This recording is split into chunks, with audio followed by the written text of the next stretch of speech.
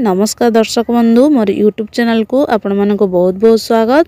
आज एक गुरुत्वपूर्ण अपडेट जहाँकि सुभद्रा योजना उपर आसी से विषय में आम संपूर्ण आलोचना करवा कि आपण माने जानिथिबे कि जो मानकर सुभद्रा योजना ए पर्यंत मिली ना से सरकार पुणी कौन करिसेंती ना गोटे गुरुत्वपूर्ण खबर देइचंती जे आपण माने निश्चित जानि रखंदु जो हिताधिकारी माननको मार्च मासरे कौन हबो ना द्वितीय किस्ती टंका मिलबाकू जाउची। जो आमर प्रथम किस्ती मिल सारी सेटा हूँ द्वितीय किस्ती पुणी थे मिल सेटा केते तारीख ना मार्च 8 रे पुणी द्वितीय किस्ती मिलबाकू जाउची। ए नै आमर कौन ना उपमुख्यमंत्री गोटे गुरुत्वपूर्ण खबर दे सारी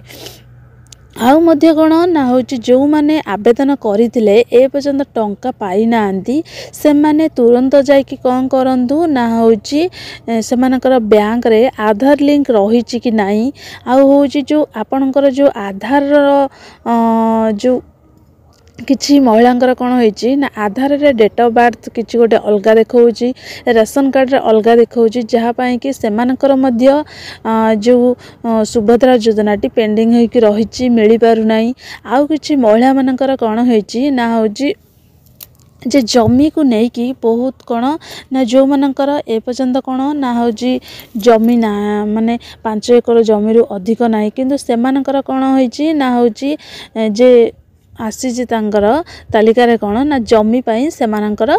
सुभद्रा योजनाटी हूँ कौन ना कटि जाए रिजेक्ट लिस्ट नाम आसी सारी प्रायतः 2,67,000 हिताधिकारी मानकर कौन होइछि ना आवेदनटा जहाँकि कौन होइतिला ना रिजेक्ट होई जाइतिला। आ सेगुड़िक मध्य गवर्नमेंट कौन करिसेंती ना रिव्यू करिसेंती आ 22% ऑलरेडी काम से सारी सारी फिजिकल वेरिफिकेशन करिसेंती सेमाने मध्य कौन होबे ना फिजिकल वेरिफिकेशन हो सारिला परे सेमाने मध्य सुविधा पाई परिबे केही वंचित हेबे बोली कौन आमर प्रभाती परिड़ा जे कि उपमुख्यमंत्री कही सारी वर्ष को 2 थर टंका देवाकू से प्रतिज्ञा करिसेंती। आउ होची जो आमर प्रथम किस्तीर तृतीय पर्याय टंका सेटा कौन ना प्रदान करा सारी आउ जो रही जाइए सेटा डिसेम्बर मास सुधा कौन करा जिवो ना शेष सुधा सेटा ऑलरेडी कंप्लीट कर दिया जिवो। आउ जो आमर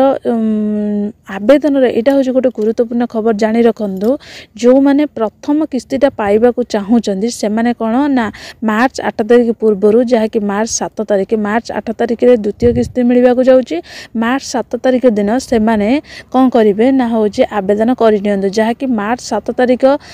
सुधा कौन होबो ना प्रथम किस्तीटा मिलवाकू जाउची। मार्च 7 तारिख परे आ प्रथम किस्ती मिली पारिबनी सेति पई उपमुख्यमंत्री जहाँकि सूचना दे दैचंदी जे मार्च 7 तारिख होची शेष तारिख आ मार्च 8 तारिख रे कौन होबो ना द्वितीय किस्ती मिलवाकू जाउची। ए नै कौन कराइछि ना सुभद्रा योजना रे गोटे गुरुत्वपूर्ण अपडेट आसीछि। आउ मध्य कहिचंदी जे बैंक सम्मुख रे प्रबल भिड़ करंतु नाही अजदा भिड़ करबाकू न करबाकू अनुरोध करिचंदी जहाँकि हमर उपमुख्यमंत्री आउ हिताधिकारी मानकू कहिचंदी व्यस्त होत नाही जहार आधार कार्ड राशन कार्ड रे मैच नाही बैंक रे आधार लिंक हेले से माने कौन होइबे ना होची टंकाटी पाई जिबे रजिस्ट्रेशन कले